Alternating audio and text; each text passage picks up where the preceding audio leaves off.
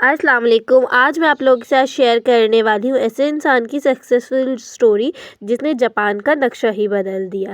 جی، Japan جو آج ایک بڑے ملکوں میں گنا جاتا ہے، ایک وقت ایسا تھا کہ وہاں کی اکانومی بہت زیادہ لو تھی، وہ آس پاس کے ممالک پر ڈیپینڈ کرتا تھا۔ ہم بات کر رہے ہیں ٹویوٹا کے فاؤنڈر کیچیرو ٹویوڈا، ایک ایسے انسان کی کہانی جس نے جاپان کا فیوچر بدل دیا۔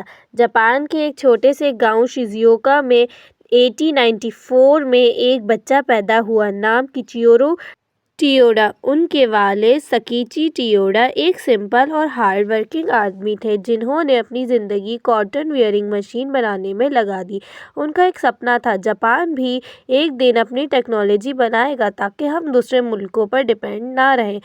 وہ ایک لوم بنائی کی مشین بنانے والی چھوٹی فیکٹری چلا رہے تھے جس کا نام تھا ٹویوڈا آٹومیٹک لوم ورکس۔ ان کا بیٹا کیچیرو بچپن سے ہی کیوریوس میکینیکل چیزوں میں انٹرسٹ رکھتا تھا۔ انہوں نے جاپان کی ٹوکیو امپیریل یونیورسٹی سے انجینئرنگ پڑھی اور پھر اپنے والد کے ساتھ بزنس جوائن کر لیا۔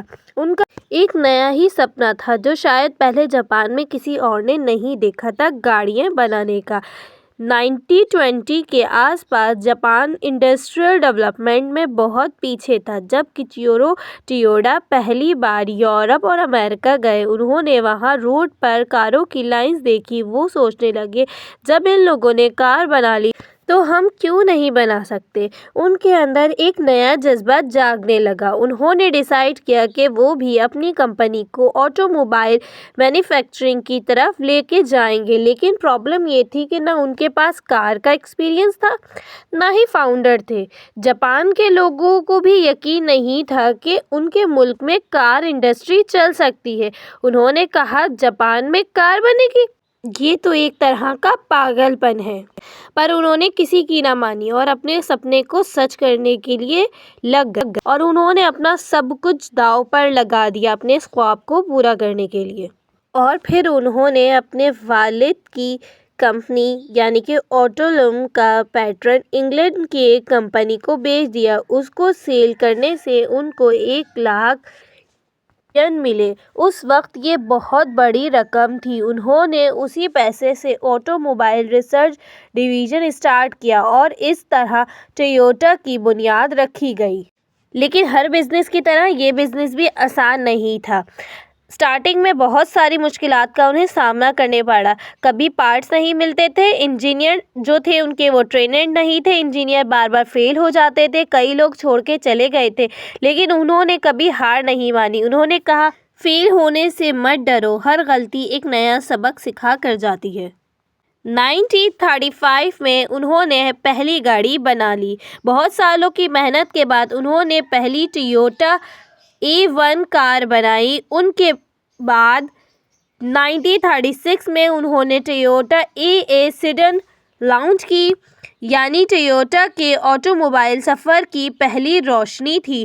1935 میں انہوں نے آفیشلی کمپنی بنائی، ٹویوٹا موٹر کمپنی۔ انہوں نے اپنی کمپنی کا نام ٹویوڈا نہیں بلکہ ٹویوٹا اس لیے رکھا کیونکہ ٹویوٹا لکھنے میں 8 برش اسٹروکس لگتے ہیں اور جاپان میں 8 نمبر کو بہت لکی سمجھا جاتا ہے۔ لیکن پھر آیا ورلڈ وار 2۔ اس وقت ٹویوٹا کو جاپانیز آرمی کے لیے ٹرکس بنانے پڑے تھے۔ وار کے بعد جاپان تباہ ہو گیا تھا، اکانومی گر گئی، فیکٹریز برباد ہو گئی، ٹویوٹا بہت کرائسس میں چلی گئی اور بالکل برباد ہو گئی۔ 1950 میں سچویشن اتنی خراب ہو گئی کہ کمپنی بند ہونے والی تھی، ورکر اسٹرائک پر چلے گئے اور کیچیرو ٹویوڈا نے اپنی ذمہ داری لیتے ہوئے ریزائن کر دیا اور اپنے امپلائیز سے کہا، میں جانتا ہوں تم سب مشکل میں ہو، لیکن ایک دن ٹویوٹا واپس اٹھ کر دنیا کو اپنی طاقت دکھائے گا۔ تھوڑے دن بعد ان کا انتقال ہو گیا۔ لیکن ان کے سپنے کو ان کے کزن ایجی ٹویوڈا نے آگے بڑھایا۔ ایجی نے ان کا وژن زندہ رکھا اور ٹویوٹا پروڈکشن سسٹم بنایا جسے دنیا بھر میں ایفیشنسی اور کوالٹی کے نئے اسٹینڈرڈ ملا۔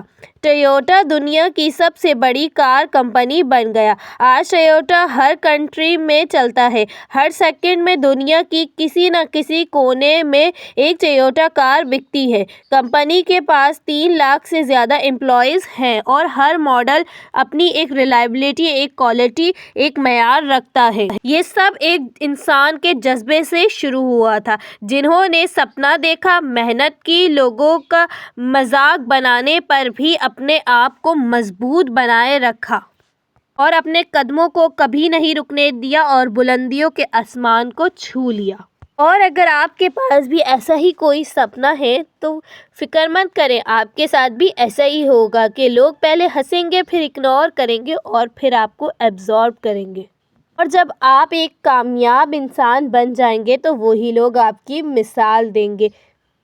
ٹویوٹا کے فاؤنڈر نے دنیا کو یہ سکھا دیا کہ محنت، وژن اور لگن سے ایک چھوٹی ورکشاپ بھی دنیا کی سب سے بڑی کمپنی بن سکتی ہے۔ تو یہ تھی ایک ایسے سکسیسفل انسان کی اسٹوری جس نے صرف جاپان کو ہی نہیں، پوری دنیا کو یہ دکھا دیا کہ ایک غریب گاؤں میں ایک ایسا لڑکا جس کے پاس کچھ نہیں تھا، جس کے پاس کوئی فیسلٹیز نہیں تھیں، جس کے پاس کوئی ایک بہت بڑا اماؤنٹ نہیں تھا، اس نے پھر بھی اس سے چھوٹے سے اماؤنٹ سے ہی اسٹارٹ کر کے دنیا میں اپنا ایسا نام بنایا کہ اس کے جانے کے بعد بھی اس کی نسل در نسل اس نام کو لے کر چلتی رہے گی اور اس کے جانے کے بعد بھی اس دنیا میں اس کا نام ہمیشہ زندہ رہے گا۔